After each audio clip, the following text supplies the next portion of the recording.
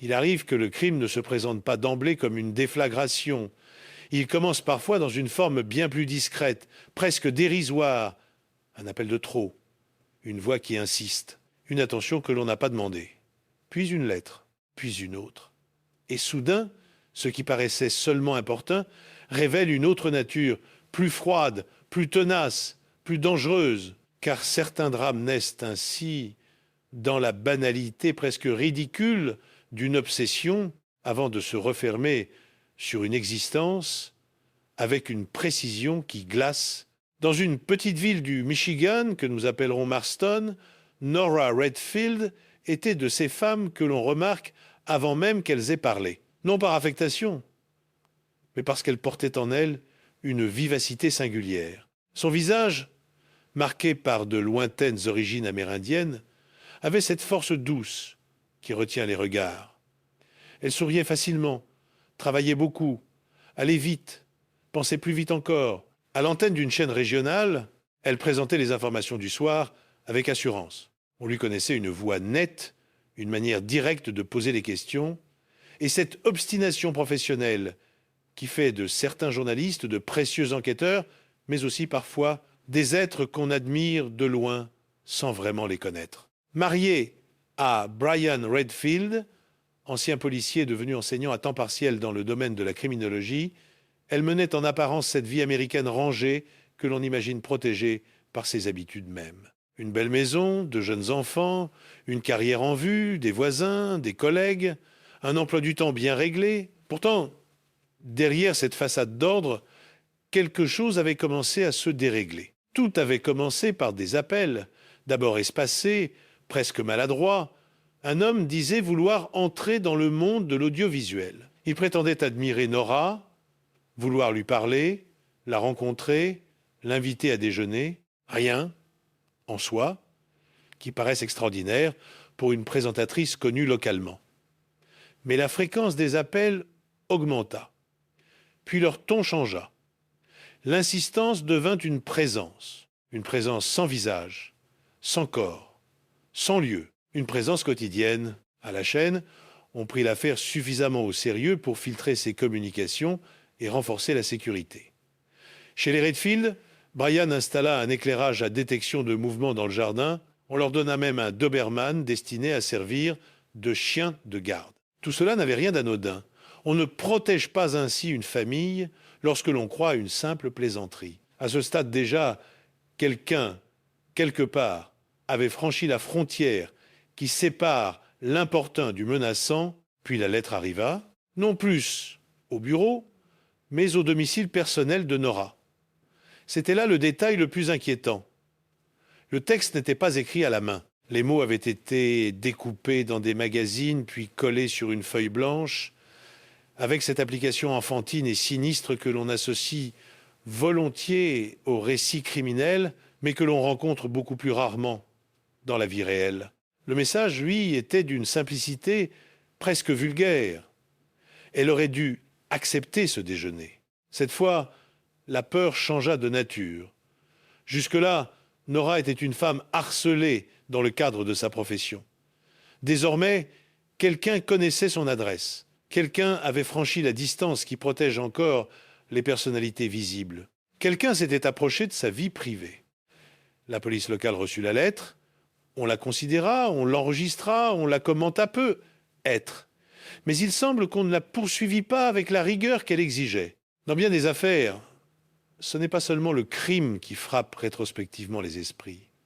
C'est aussi le moment où il aurait pu être empêché. Un inspecteur plus tard avouera d'ailleurs avec amertume que cette lettre était restée des mois sur un bureau, comme si le papier, parce qu'il était muet, pouvait être moins urgent que le sang.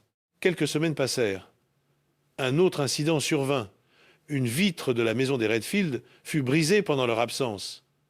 Pourtant, rien ne fut volé. Là encore, le geste semblait parler davantage qu'agir. On ne cambriolait pas.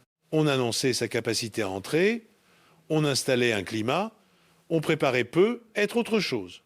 Puis vint ce samedi de février 1991. Ce jour-là, Nora avait prévu, semble-t-il, de confier les enfants à sa mère afin de passer le week-end seul avec Brian.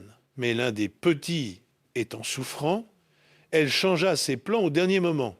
Elle fit l'aller-retour, récupéra les enfants, puis reprit la route vers la maison. Ce changement, en apparence minime, allait peser lourd. Dans certains drames, un simple détail domestique modifie le déroulement d'un meurtre tout entier. En fin d'après-midi, Brian rentra chez lui. Ce qu'il découvrit dans l'allée était insoutenable. Nora gisait au sol, morte, près de sa voiture. Les deux enfants se trouvaient encore à l'intérieur du véhicule, vivants mais pétrifiés. La scène avait cette brutalité nue qui ôte d'un coup tout confort aux hypothèses. Il n'était plus question d'appel, de lettres, ni de fantasmes. Une femme venait d'être exécutée devant sa propre maison. La ville fut saisie. Le meurtre d'une journaliste connue, chez elle, en plein jour, paraissait presque inconcevable. Mais l'effroi public n'est pas l'enquête. L'enquête, elle, commence là où l'émotion se brise et où les détails reprennent leur droit. Et très vite, les détails montrèrent que cette mort n'avait rien d'impulsif. L'autopsie révéla que Nora n'avait pas été frappée par un seul projectile, mais par 2 tirs de carabine de calibre 22. Le premier, entré dans la poitrine, avait suivi une trajectoire oblique, du haut vers le bas. L'angle indiquait un tireur en surplomb. Le second présentait une trajectoire beaucoup plus basse, presque parallèle au sol, pénétrant près du pubis avant de remonter à travers le corps. 2 angles, 2 positions, 2 instants distincts. Il se dessinait déjà une scène d'une cruauté méthodique, un premier coup tiré depuis un point élevé. Puis, après que la victime eut été touchée ou déséquilibrée, un second tir à plus courte distance depuis un niveau bien plus bas, comme si le meurtrier s'était approché, comme s'il avait voulu finir. Cette seconde balle, à elle seule, disait autre chose que la simple volonté de tuer. Elle suggérait une colère contenue depuis longtemps, ou du moins une familiarité avec la victime suffisante pour s'avancer jusqu'à elle sans trembler. Les enquêteurs parcoururent les abords de la maison, observèrent les angles possibles, mesurèrent les distances. Très vite, leur attention se fixa sur une grange située à proximité de son grenier. Le premier tir devenait plausible. Et dans ce grenier, précisément, ils retrouvèrent une douille de calibre 22. Le lieu prit alors une densité nouvelle. Quelques heures auparavant, quelqu'un s'y était posté. Quelqu'un avait attendu. Quelqu'un connaissait suffisamment l'organisation des lieux pour choisir cette cache sans hésiter. Le meurtre cessait d'être l'acte erratique d'un admirateur dérangé. Il prenait l'allure froide d'une mise en scène. Une reconstitution fut organisée. Les techniciens utilisèrent un faisceau laser pour vérifier si la trajectoire constatée lors de l'autopsie correspondait bien à un tir effectué depuis le grenier de la grange. Elle correspondait presque trop bien. La science n'invente pas, elle rapproche. Et ce rapprochement-là était accablant. Le premier coup avait très probablement été tiré depuis cette hauteur. C'est alors qu'intervint un auxiliaire dont le rôle allait devenir central. Un chien de pistage, rangeur, conduit par l'agent Scott Leland. Le chien fut présenté au point probable où s'était tenu le tireur. Le raisonnement de son maître était simple. La douille étant éjectée à droite après le tir, il convenait de se placer à gauche de celle-ci pour proposer l'odeur du fuyard. Ranger prit la piste immédiatement.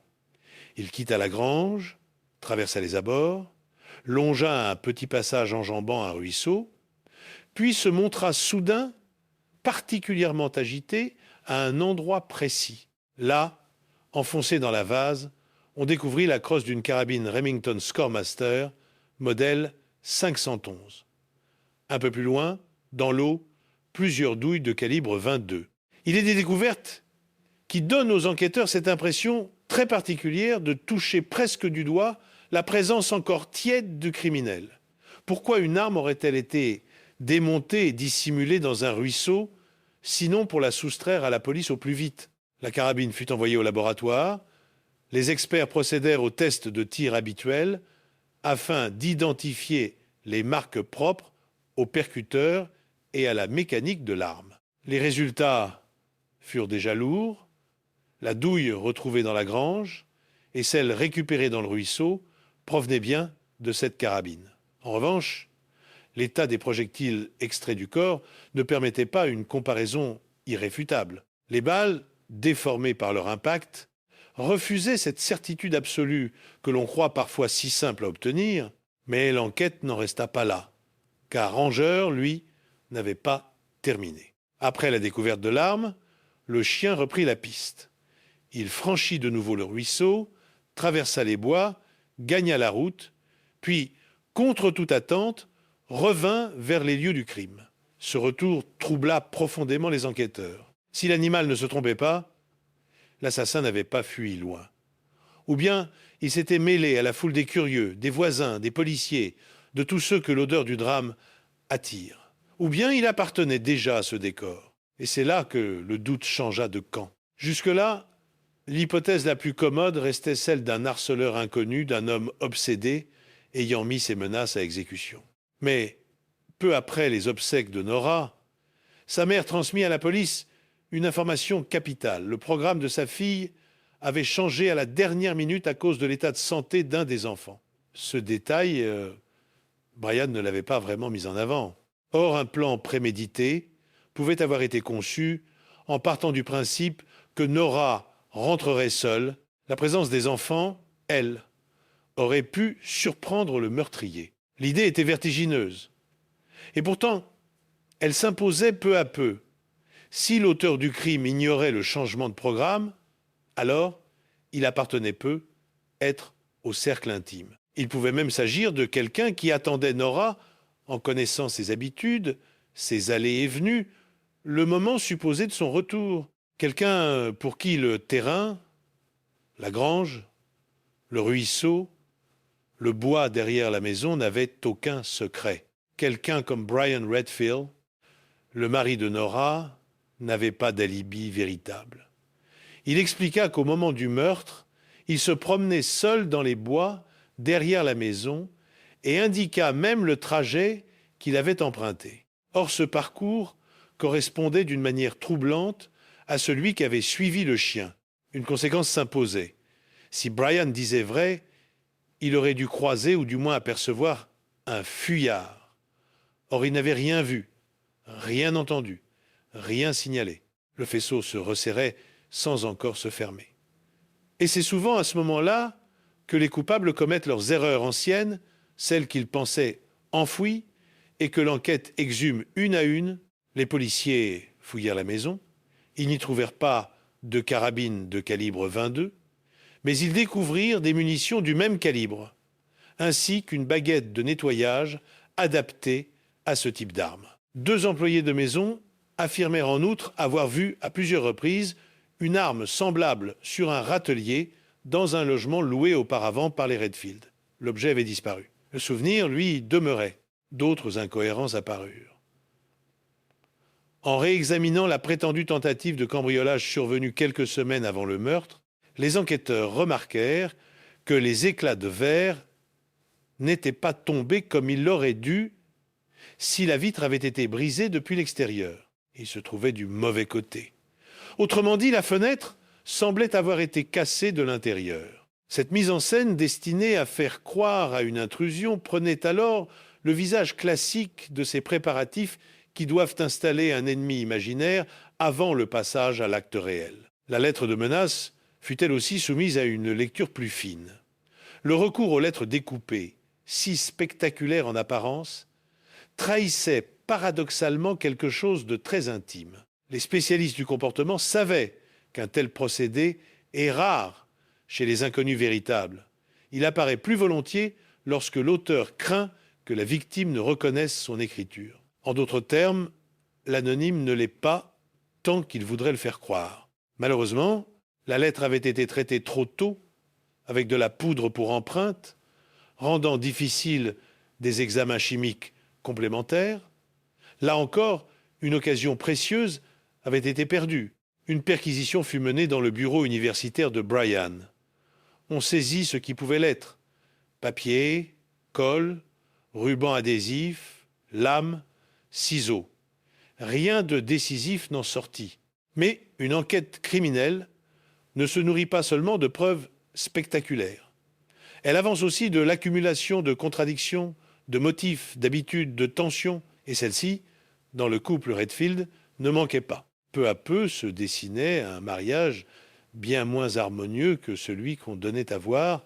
Des proches parlèrent de violence conjugale.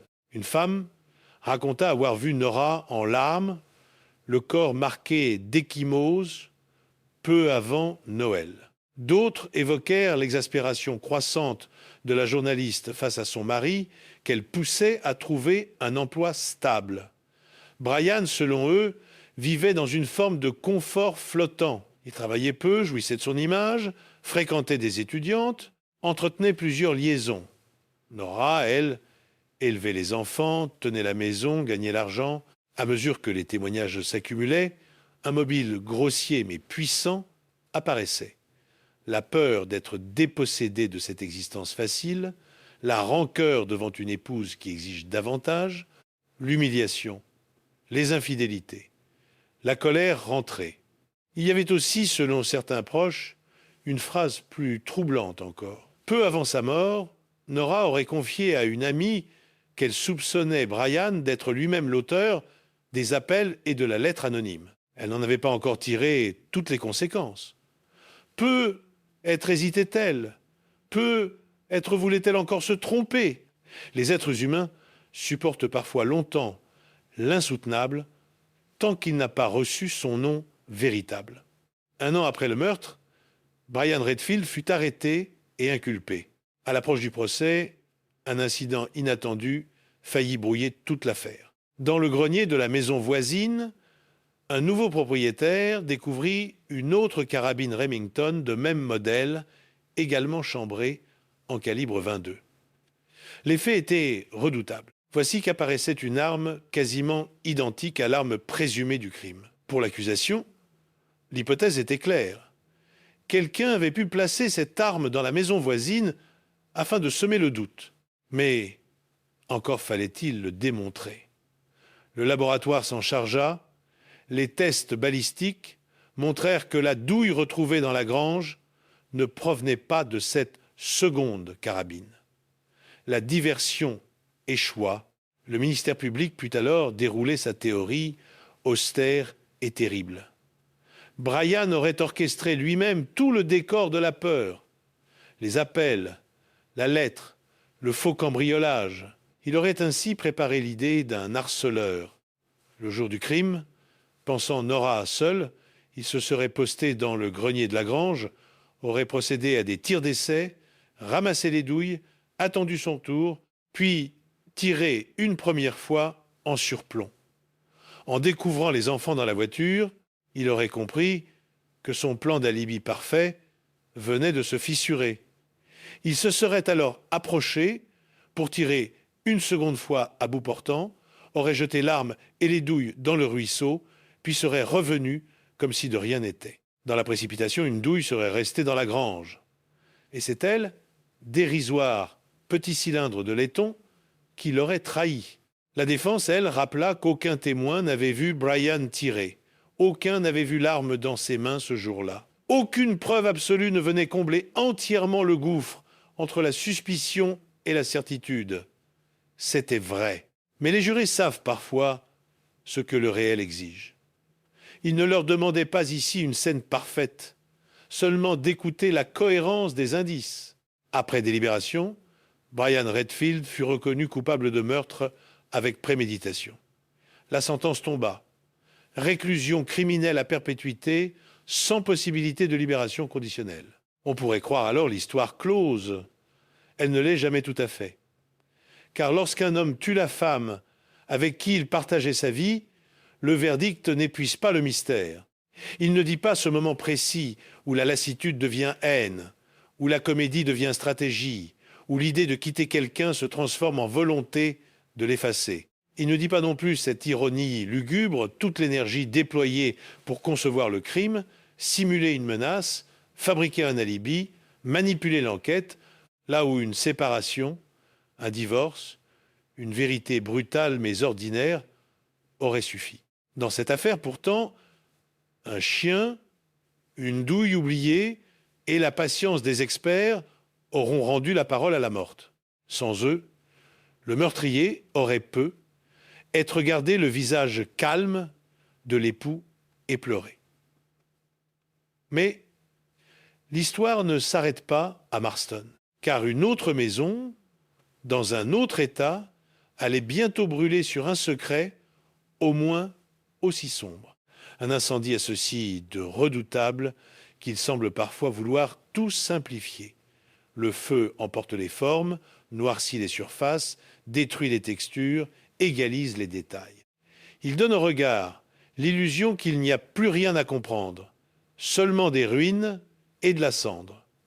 Pourtant, le feu parle, lui aussi. Il laisse des directions, des absences, des incohérences. Et lorsqu'il a été convoqué pour masquer un meurtre, il finit souvent par trahir celui qui l'a allumé. Nous sommes cette fois dans le Wisconsin, dans une ville que nous appellerons Ashbury. Un matin de février, avant même que le jour n'ait totalement chassé la morsure de la nuit, Lorna Drake prend sa voiture pour rendre visite à sa fille, Sandra Cole. Le froid est vif. La lumière a cette pâleur d'hiver qui semble suspendre le monde.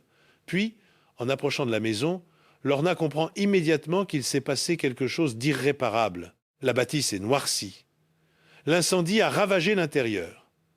Plus troublant encore, des ficelles ont été disposées de manière à empêcher l'intrusion par certaines issues, comme si, au-delà du feu, quelqu'un avait encore voulu retarder l'arrivée de ceux qui auraient pu voir trop tôt. Lorna entre.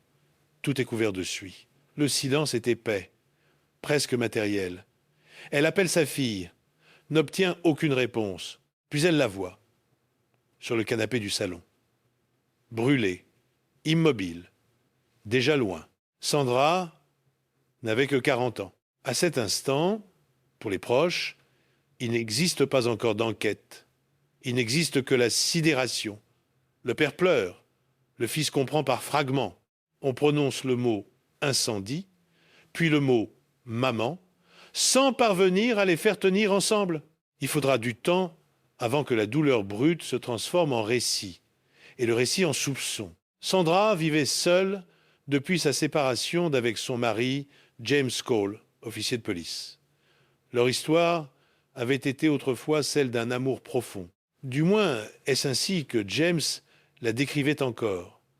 La femme de sa vie, son âme sœur, celle avec qui il pensait finir ses jours. Mais les existences s'abîment parfois moins dans l'absence d'amour que dans l'usure du malheur. Au début des années 1990, Sandra s'était blessée au dos. De cette blessure étaient venus les antalgiques, puis la dépendance, puis l'alcool, de plus en plus présent, de plus en plus nécessaire. Elle avait tenté des cures, sans parvenir à remonter durablement à la surface. Chez les Cole, la maison s'était peu à peu remplie de factures impayées, de disputes, d'épuisements. Les enfants rentraient de l'école et trouvaient parfois leur mère déjà ivre, titubante, hors d'atteinte. Le couple s'était défait au rythme de cette lente destruction. Lors de la séparation, James avait obtenu la garde des 3 enfants. Sandra, elle, s'enfonçait davantage dans l'isolement. Elle décrochait le téléphone, se coupait de ses anciennes fréquentations, vivait au milieu de bouteilles, de cendriers débordants, d'objets laissés au hasard. Quand on décrivait son salon, on parlait presque d'un lieu déjà à moitié consumé avant même l'incendie. Aussi, lorsque les premiers enquêteurs observèrent la scène, l'hypothèse de l'accident parut s'imposer naturellement. Le feu semblait avoir pris naissance dans le canapé du salon. Sur le mur, un motif en V classique indiquait une remontée des flammes depuis ce point de départ. Le feu ne s'était pas propagé au reste de la maison, il s'était éteint faute d'oxygène suffisant. Partout, des bouteilles vides de vodka, des cendriers pleins, des cigarettes. L'image était presque trop parfaite. Une femme alcoolisée, seule, qui s'endort avec une cigarette. L'affaire semblait écrite d'avance, mais en matière criminelle, ce qui paraît trop vite cohérent, mérite précisément qu'on le soupçonne. Le corps de Sandra fut confié à un médecin légiste expérimenté. Dans les morts par incendie, expliquent les spécialistes, la première question n'est jamais seulement de quoi la maison a-t-elle brûlé. C'est aussi la victime respirait-elle encore quand elle a brûlé. Or, les réponses apportées par l'autopsie firent immédiatement vaciller la thèse du simple accident domestique. Les analyses toxicologiques montrèrent d'abord un taux d'alcoolémie très élevé, plus du double de la limite légale. Mais ce chiffre en soi ne suffisait pas à expliquer le décès d'une femme habituée à boire. Le point décisif se trouvait ailleurs. Le taux de monoxyde de carbone dans son sang n'était que d'environ 8%. Or, une personne qui meurt à cause d'un incendie présente ordinairement un taux bien supérieur, souvent massif. Cela signifiait, avec une force presque implacable, que Sandra avait très peu inhalé de fumée. Donc qu'elle était probablement morte, ou déjà mourante, avant que le feu ne se développe. Les voies respiratoires offraient la même conclusion. Il n'y avait que très peu de suie dans la trachée et les poumons, bien moins qu'on en observe chez les victimes qui respirent au milieu des flammes. À cela s'ajoutait un autre détail, plus troublant encore, Sandra avait été retrouvée le visage plaqué contre le canapé. Les ivresses profondes désorganisent le corps, mais elles n'abolissent pas toujours les réflexes élémentaires. Même très alcoolisée, une personne affaissée cherche souvent une position où l'air passe encore. Ici, cette posture contre le coussin évoquait autre chose qu'un simple effondrement. L'examen du corps renforça cette impression. On releva des contusions dans les muscles du cou et du dos, sur la nuque, une entaille verticale, compatible avec le coup d'un objet lourd à bord tranchant.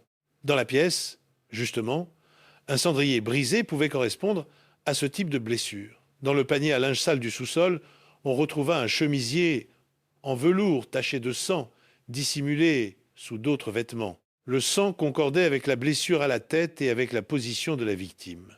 Ces indices, pris séparément, auraient pu prêter à discussion. Pris ensemble, ils modifiaient tout.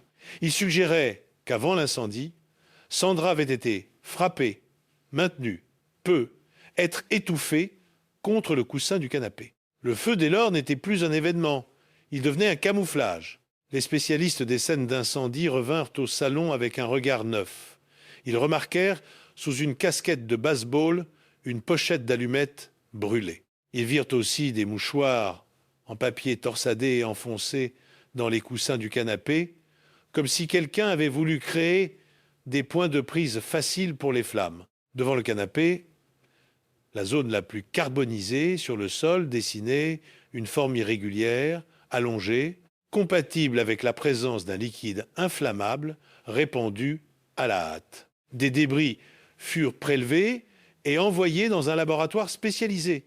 La chromatographie ne révéla pas clairement d'accélérants classiques tels que l'essence ou le kérosène, mais cette absence n'innocentait rien.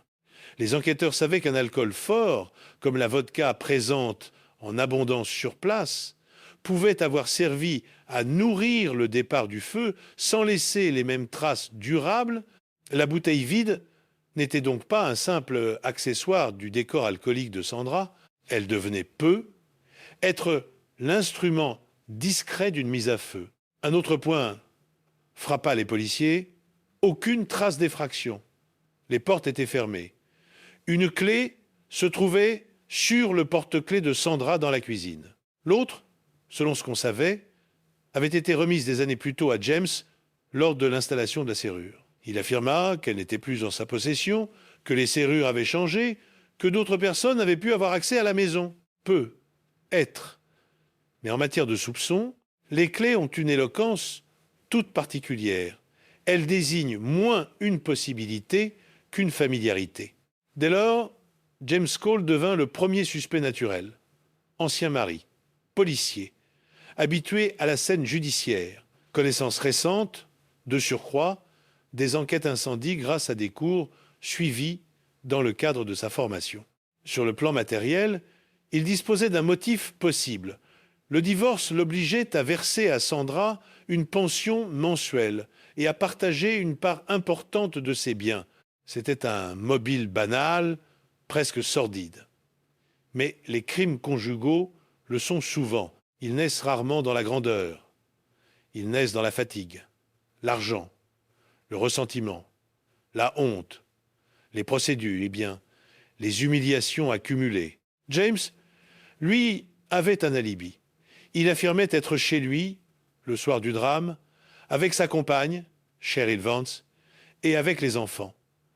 La première version de Cheryl semblait le confirmer. Pourtant, lorsque les enquêteurs la pressèrent en lui laissant entendre qu'elle pourrait être poursuivie comme complice si elle mentait, elle modifia son récit.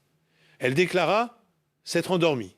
Elle ne pouvait plus assurer où James se trouvait exactement au moment crucial. Elle ajouta que, à son retour, il s'était montré nerveux, tremblant et qu'il sentait la fumée. Ce glissement était essentiel. Dans certaines affaires, le témoignage n'apporte pas une vérité complète. Il crée simplement une fissure. Et parfois, une fissure suffit à faire s'écrouler l'édifice. Les policiers demandèrent alors à Cheryl d'aider l'enquête. Elle accepta de porter un micro caché lors de conversations avec James.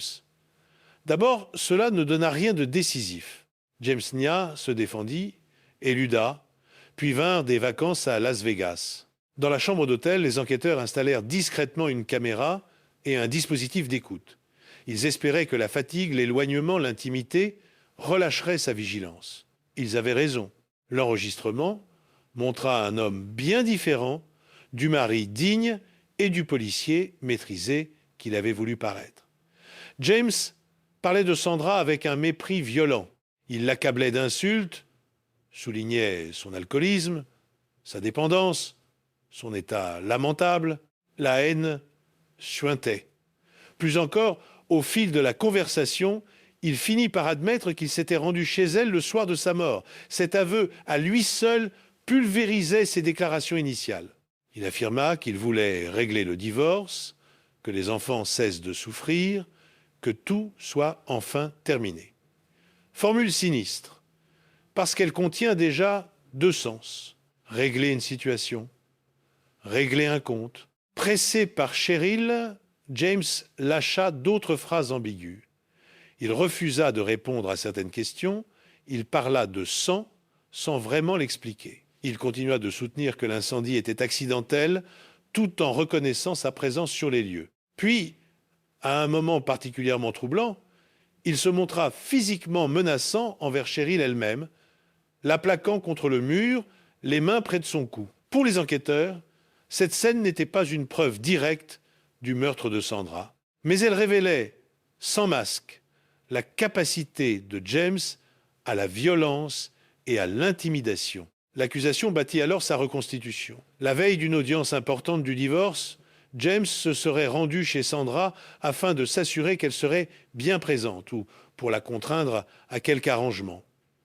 Une dispute aurait éclaté. Sandra aurait été blessée à la tête, puis maintenue contre le canapé jusqu'à l'asphyxie. James aurait retiré le chemisier souillé de sang et l'aurait caché dans le panier à linge. Ensuite, afin d'effacer les traces, il aurait disposé des mouchoirs dans les coussins, utilisé des allumettes et peut-être de la vodka pour accélérer le départ du feu, comptant sur l'incendie pour détruire le corps et les preuves. Mais il avait surestimé le feu. Faute d'oxygène, celui-ci s'était éteint avant d'engloutir toute la maison. Ce qui devait purifier la scène l'avait en réalité figé. Le procès s'ouvrit sur cette mécanique. Les éléments médico-légaux étaient puissants. Et fait révélateur, la défense ne les combattit pas avec la vigueur scientifique que l'on aurait pu attendre. Plutôt que de déconstruire point par point les conclusions de l'autopsie et de l'expertise incendie, elle tenta de détourner les soupçons vers Cheryl, la maîtresse, présentée comme manipulatrice, instable, potentielle responsable. Mais les preuves matérielles, elles, continuaient de ramener l'attention vers James. Il fut finalement reconnu coupable d'homicide volontaire, d'incendie criminel et de mutilation de cadavres. Lui maintint son innocence. Son fils, Matthew, refusa longtemps de croire que son père avait pu tuer sa mère. Le drame familial, alors, prit cette forme supplémentaire que connaissent tant d'affaires conjugales. Après le meurtre, vient la division des survivants, chacun sommé de choisir entre l'amour et l'évidence. On pourrait ici conclure, comme on le ferait dans une histoire classique, en disant que les experts ont parlé, que la justice a tranché et que le crime a reçu son nom. Mais cette seconde affaire, plus encore que la première, avait vocation à laisser derrière elle un résidu d'inquiétude. Car après le verdict, d'autres éléments apparurent. Et ils ne furent pas minces. Il y a des dossiers qui, même refermés par une condamnation, ne cessent pas de remuer sous le couvercle. On croit avoir atteint la vérité judiciaire. Puis surgissent des détails que l'on n'avait pas pesés, des pièces mal rangées, des négligences, parfois des fautes plus graves. Alors ce n'est plus seulement le crime qui inquiète, c'est aussi la possibilité que la justice elle-même ait regardé de travers. Dans l'affaire Sandra Cole, plusieurs éléments vinrent, après coup, jeter une ombre sur la pureté du verdict. Le premier concernait la maison même de la victime.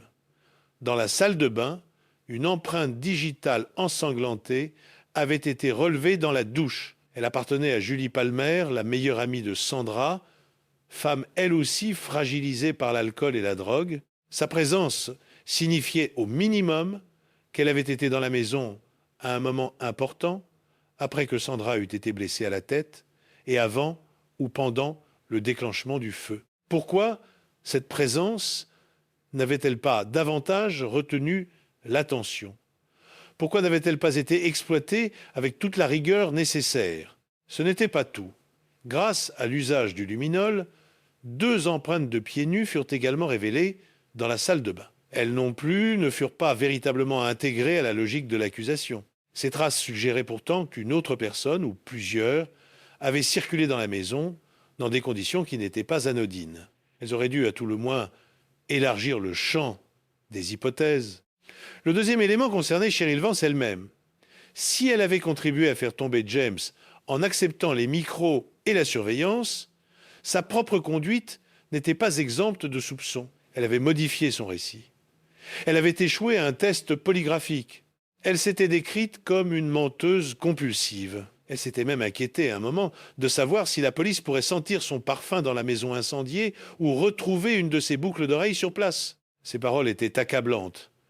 Non contre James uniquement, mais aussi contre elle. Elle la plaçait au plus près de la scène, sinon physiquement, du moins psychologiquement.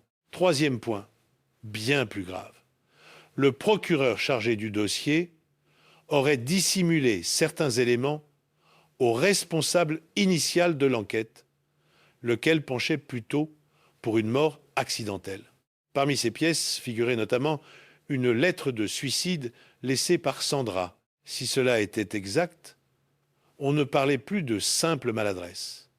On parlait d'une rétention volontaire d'indices susceptibles de nourrir une autre lecture des faits. Or, un procès criminel repose d'abord sur cela, non sur la certitude absolue, qui n'existe presque jamais, mais sur la loyauté de la confrontation entre toutes les hypothèses sérieuses. Enfin, l'état mental de Sandra dans les jours ayant précédé sa mort était plus dégradé qu'on ne l'avait d'abord présenté. Elle aurait fait une tentative de suicide peu auparavant. Une lettre d'adieu aurait été retrouvée dans sa poubelle. Sa consommation massive d'alcool et de médicaments, jointe à son isolement et à son désespoir, rendait imaginable un passage à l'acte désordonné. Dans ce cadre, certaines lésions du corps auraient pu être interprétées autrement. À une chute, une mauvaise chute peut être plusieurs. De même, l'incendie aurait pu résulter d'une cigarette mal éteinte ou d'un geste incohérent dans un état second. Il ne s'agissait pas, bien sûr, de balayer les preuves contre James. Le faible taux de monoxyde de carbone, les lésions du cou, le vêtement taché de sang dissimulé, les objets préparant le départ du feu, son mensonge sur sa présence dans la maison, sa haine enregistrée, tout cela demeurait redoutable. Mais l'existence même d'indices négligés ou cachés suffisait à faire naître un malaise. Et dans les grandes affaires criminelles, le malaise n'est jamais un détail. Une demande de révision fut donc soutenue, y compris par celui qui avait dirigé une partie des investigations. Dès lors, l'histoire de Sandra Cole cessa d'être seulement celle d'un possible féminicide maquillé en accident. Elle devint aussi celle d'un doute judiciaire. Non pas le doute confortable des bavardages d'après-procès, mais le doute plus sérieux, plus pénible, né de pièces maltraitées, d'enquêteurs divisés, de témoignages équivoques et d'un procureur lui-même plus tard compromis dans d'autres manquements. Faut-il alors croire James innocent? Rien ne permet de l'affirmer avec tranquillité. Faut-il le tenir pour sûrement coupable? Ceux qui ont vu les photographies, lu les expertises et entendu les bandes de Las Vegas répondent souvent oui, sans hésiter. Mais parfois la vérité judiciaire et la vérité morale cessent de coïncider parfaitement. L'une condamne, l'autre demeure agitée, incomplète, habitée par des questions auxquelles nul ne répond plus. C'est ce qui rend cette seconde affaire si dérangeante. Dans la première, l'obstination scientifique avait dégagé pas à pas la silhouette du mari meurtrier derrière la fiction d'un harceleur. Dans la seconde, la science avait peu être au contraire éclairée juste, mais dans un ensemble d'enquêtes et de procédures entachées d'angles morts. Et ces angles morts suffisent à troubler durablement la mémoire d'un dossier. Il faut dire aussi que Sandra n'était pas une victime idéale au regard de l'opinion. Elle buvait, elle était dépendante, elle s'isolait. Elle laissait derrière elle une maison en désordre, des bouteilles, des cendriers pleins, un quotidien déjà cabossé. Or, les vies blessées suscitent parfois moins de compassion et l'on accepte plus facilement qu'elles finissent mal, comme si le désastre était pour elles une conclusion naturelle. C'est l'une des grandes lâchetés de la condition humaine. On excuse plus volontiers la violence lorsqu'elle s'exerce sur quelqu'un que la vie avait déjà commencé à abîmer.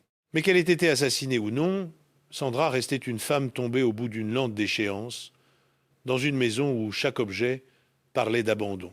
Et cela seul suffisait déjà à donner à l'affaire une tonalité funèbre. Le feu n'avait pas seulement noirci ses murs, il avait révélé, d'un coup, tout ce qui s'y consumait depuis des années, le mariage détruit, les enfants écartelés, l'argent, la dépendance, le ressentiment, la honte. Le brasier n'était peu, être que le dernier geste visible d'une longue combustion intérieure. Les experts aiment à dire que l'autopsie est la voix du mort. Formule juste, mais incomplète. Car dans certaines affaires, le mort parle plusieurs langues à la fois. Il dit une chose à la médecine, une autre à la psychologie, une autre encore à la justice. Et il arrive que ces langues ne s'accordent jamais parfaitement. On repart alors avec un verdict oui, mais aussi avec une inquiétude sourde. Cette inquiétude n'innocente personne. Elle ne condamne pas davantage. Elle rappelle seulement qu'entre la scène de crime et la vérité, il existe toujours une zone de brouillard où les êtres humains, même armés de science, avancent à tâtons. Ainsi se referment ces deux drames américains, nés dans des maisons ordinaires, au milieu de vies que rien, au premier regard, ne désignaient au tragique. Et pourtant, c'est bien là, dans l'ordinaire, que le pire trouve souvent son terrain le plus fertile.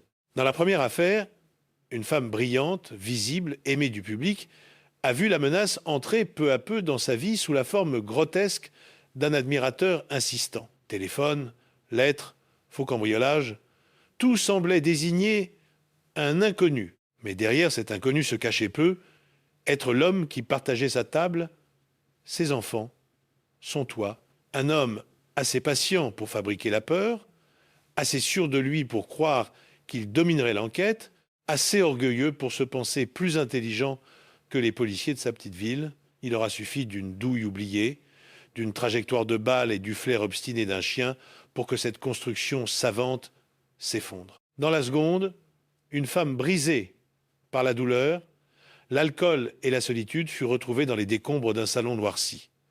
Toutes invitaient d'abord à conclure à l'accident. Mais le corps, lui, disait autre chose. Il parlait d'une mort probablement antérieure aux flammes, de gestes violents, d'un feu mis pour détruire plus que pour tuer. Puis vinrent les bandes enregistrées, les mensonges, la haine nue. Et pourtant, même après la condamnation, des indices négligés ou dissimulés continuèrent de remuer la cendre, comme si l'affaire refusait qu'on la range parmi les certitudes. Peu est-ce là ce qui relie le plus profondément ces deux histoires. Elle ne montre pas seulement comment la police scientifique peut confondre un coupable, elle montre aussi que la vérité criminelle n'apparaît presque jamais d'un seul bloc. Elle vient par fragments. Une balle, une fenêtre, un coussin, une odeur, une clef, un vêtement taché de sang, un mot de trop sur une bande enregistrée, et chaque fragment, pris seul, semble parfois insuffisant.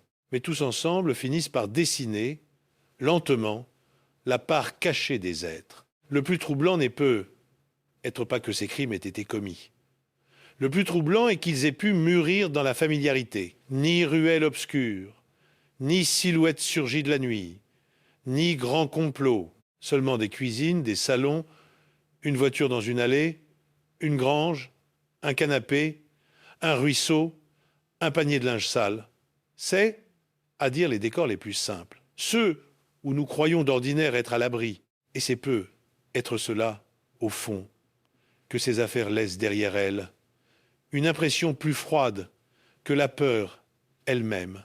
L'idée que le gouffre ne s'ouvre pas toujours sous les pas de ceux qui s'aventurent loin.